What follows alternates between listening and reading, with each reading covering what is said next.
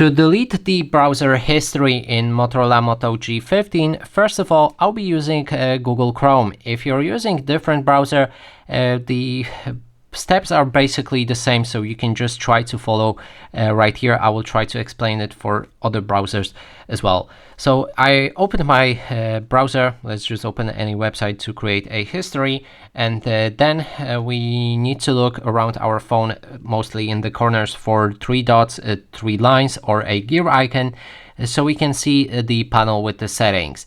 Then move to those settings. They are always called settings, so you should be able to find it. And then we can scroll down looking for the privacy or security options, or sometimes there will be instantly history right here. And for Google Chrome, it's privacy and security. Inside, you should be able to find your browser history. In Google Chrome, you can delete browsing history instantly from here. And on other devices, other browsers, you will need to go for browser history and then find delete somewhere there.